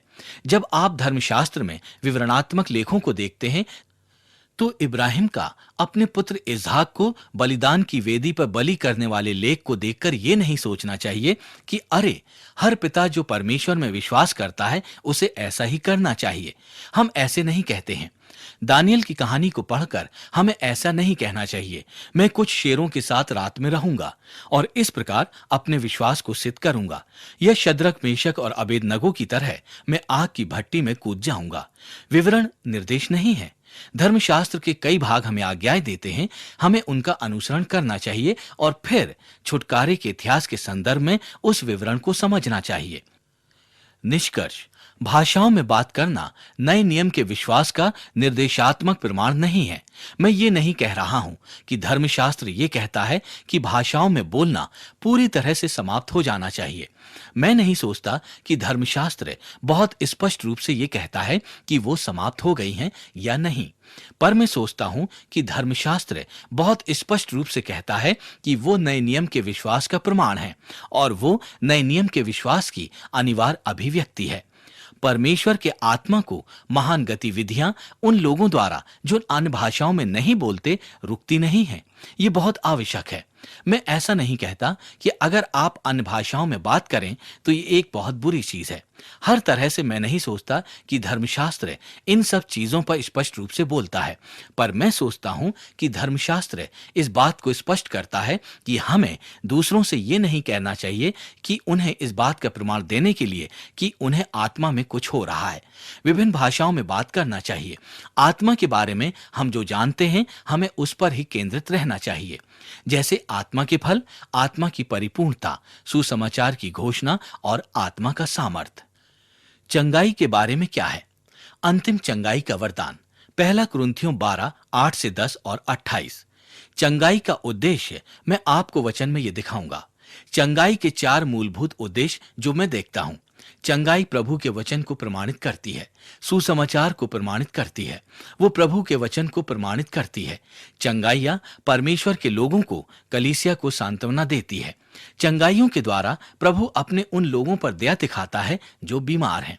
चंगाइयां परमेश्वर के कार्यों और सेवकाई में आने वाली रुकावटों को दूर करती हैं। ये परमेश्वर के नाम की महिमा करती हैं। परमेश्वर के वचन को प्रमाणित करती हैं, सुसमाचार को प्रमाणित करती हैं, परमेश्वर के लोगों को सांत्वना देती है, कलीसिया को सांत्वना देती है, परमेश्वर और सेवकाई के कार्यों में आने वाली अड़चनों को भी दूर करती है और परमेश्वर के नाम की महिमा करती हैं। चंगाइयों में लोग परमेश्वर की महानता, अच्छाई, प्रेम, सामर्थ और बुद्धि को देखते हैं। चंगाइयों के वरदान, मैं यहां पर बहुवचन का प्रयोग कर रहा हूं, जैसे पहला कुरिन्थियों 12 में लिखा है। विभिन्न परिस्थितियों में विभिन्न प्रकार की आवश्यकताओं के लिए प्रार्थना करने का वरदान चंगाई के लिए दिया जाता है। याकूब की पत्री के अध्याय 5 में लिखा है, यदि तुम में कोई दुखी है तो वो प्रार्थना करे, यदि आनंदित है तो वो स्तुति के भजन गाए, यदि तुम में कोई रोगी है तो वो कलीसिया के प्राचीनों को बुलाए और प्रभु के नाम से उस पर तेल मलकर उसके लिए प्रार्थना करे। विश्वास की प्रार्थना द्वारा रोगी बच जाएगा और प्रभु उसको उठाकर खड़ा करेगा। अब कुछ लोग कहेंगे कि चंगाई के लिए हमें प्रार्थना करने की आवश्यकता नहीं है, हमें लोगों को उत्साहित करने की भी जरूरत नहीं है, क्योंकि अगर परमेश्वर चंगा नहीं करेगा तो शायद लोग परमेश्वर की सामर्थ पर संदेह करें, शायद वे परमेश्वर से नाराज भी हो जाएं। मैं ऐसा सुनता हूं और इसी के साथ मैं धर्मशास्त्र में कोई विकल्प नहीं पाता। मैं कभी किसी से ये नहीं कहूंगा कि चंगा होने के लिए प्रार्थना मत करो। मैं कभी किसी से ये नहीं कहूंगा कि प्रभु में चंगा करने की सामर्थ नहीं है या वो चंगा करने में सक्षम नहीं है। स्पष्टतया ये एक चित्रांकन है जिसमें चंगाई होती है और कई बार प्रभु चमत्कारी चीजें करता है। तो क्या हमें चंगाई के लिए प्रार्थना करनी चाहिए? हाँ, मैं सोचता हूं कि धर्मशास्त्र हमें प्रोत्साहित करता है। याकूब 5 अध्याय में भी यही हो रहा है। चंगाई के लिए हमें प्रार्थना करने को प्रोत्साहित करता है। मैं नहीं सोचता कि हमें कोई ऐसा कदम उठाने की आवश्यकता है जैसे कई पेंटिकॉस्टल चर्चों में होता है, जो कहते हैं कि हर बीमारी प्रत्यक्ष या अप्रत्यक्ष रूप से शैतान से संबंधित है और यीशु मसीह के द्वारा आत्मा में हमारे पास शैतान पर नियंत्रण है। तो इसीलिए अगर आपको यीशु मसीह और आत्मा में काफी विश्वास है तो आपको आपकी बीमारी से छुटकारा मिल जाएगा। मैं नहीं सोचता कि यह बाइबल विषयक है, क्योंकि मैं सोचता हूं कि हर प्रकार के उदाहरण हैं। पौलुस के साथ प्रार्थना काम नहीं आई। दूसरा कुरिन्थियों 12, वो परमेश्वर से 3 बार विनती करता रहा कि उससे ये बीमारी दूर हो जाए, पर उससे नहीं हुआ। दूसरे लोग भी हैं, कई बार पौलुस बीमार भी हुआ। दुर्भाग्यवश पौलुस जीवित न रह पाया। तो मैं नहीं सोचता कि धर्मशास्त्र हमें उस प्रकार की छवि दिखाता है, पर धर्मशास्त्र हमें चंगाई के लिए प्रार्थना करने के लिए जरूर कहता है और चंगाइयों के बारे में बात करता है। तो हम चंगाई के लिए कैसे प्रार्थना करें? जब कोई बीमार होता है तो हम चंगाई के लिए कैसे प्रार्थना करें? मैं 2 विचारों के बारे में सोचता हूं।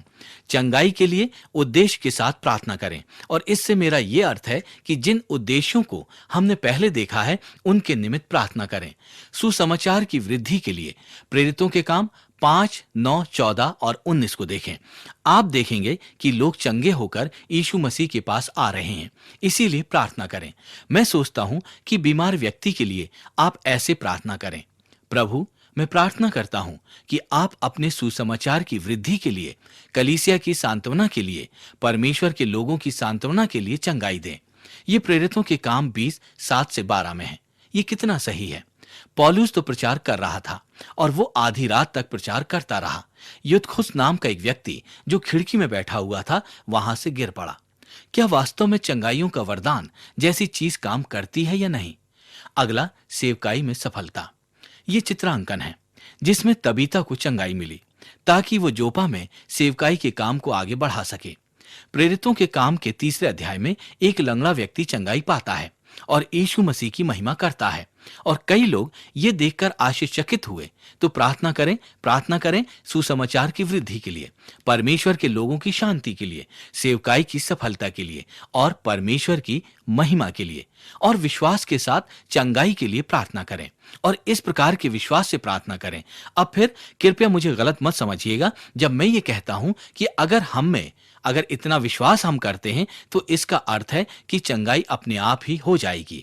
मैं विश्वास नहीं करता कि धर्मशास्त्र हमें यह शिक्षा देता है। हम इसे कहीं भी धर्मशास्त्र में नहीं पाते।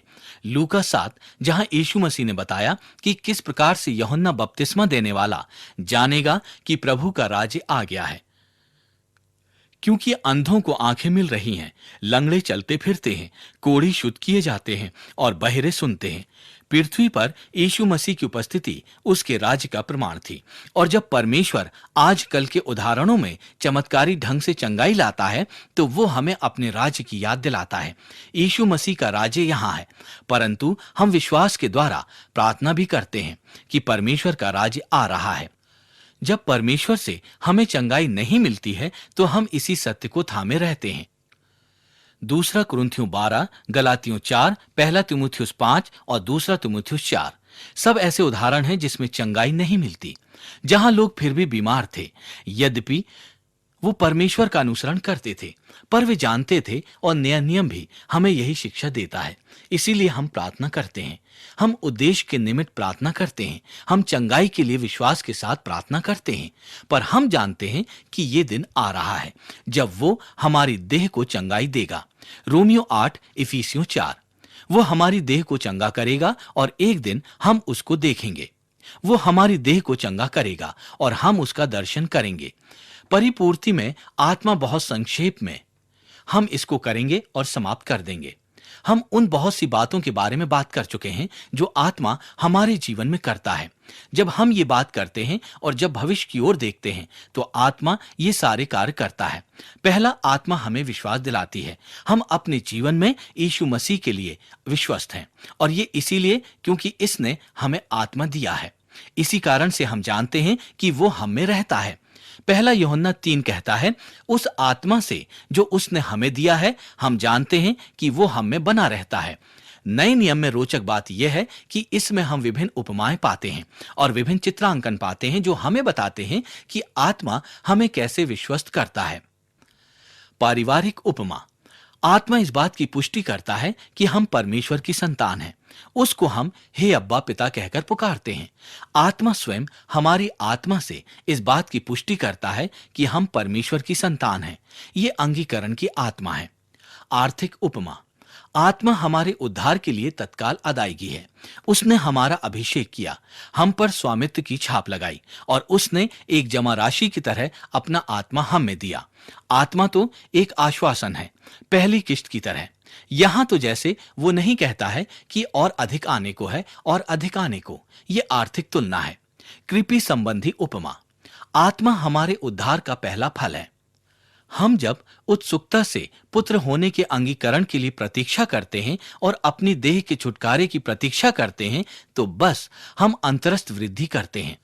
ठीक उसी प्रकार से जैसे फसल के पहले फल हमें ये दिखाते हैं, याद दिलाते हैं कि उपज एकत्र करने का समय आ रहा है, एक पैदावार आने वाली है। आप में आत्मा है, केवल यही होने वाला नहीं है और अधिक होने वाला है। कानूनी उपमा। आत्मा एक छाप है, हम एक छाप द्वारा उसमें चिन्हित हैं। पवित्र आत्मा तो प्रतिज्ञा, उसकी महिमा व प्रशंसा के लिए हमारे उत्तराधिकार की एक जमा राशि और जो लोग परमेश्वर के अधिकार में हैं उनके लिए छुटकारा है। आप पर उसकी छाप लगी हुई है, आप पर एक छाप है। प्रतिज्ञित पवित्र आत्मा जो स्वर्ग में आपके उत्तराधिकार का जिम्मा लेता है, जो इस बात का आश्वासन दिलाता है कि एक दिन आएगा जब आपको देह की चंगाई मिलेगी और आप उसको देखेंगे। इस बात का आश्वासन है क्योंकि उसने अपनी छाप आप पर लगा दी है। आत्मा विश्वास दिलाता है और आत्मा महिमा करता है। आत्मा अपने लोगों में पवित्रीकरण का कार्य पूरा करेगा। प्रकाशित वाक्य 22:17। आत्मा और दुल्हन कहती है आ, और सुनने वाला भी कहे आ, और जो प्यासा हो वो आए, और जो कोई चाहे वो जीवन का जल सेत में ले। और आप प्रकाशित वाक्य 21 अध्याय के बिल्कुल अंत में देखें, जहां लेखक कहता है, हे प्रभु यीशु आ, शीघ्र आ। आत्मा जो हमारे बीच में रहता है ये सब करता है। हम में जो आत्मा है वो उस दिन के लिए चिल्लाता है जब हम आमने सामने देखेंगे, कुरिन्थियों 13, और हम अपने उद्धार की पूर्णता का अनुभव करेंगे। अभी तक आप ब्रूक हिल्स में स्थित कलीसिया सीक्रेट चर्च के डॉक्टर डेविड प्लैट के द्वारा दी गई शिक्षा सुन रहे थे।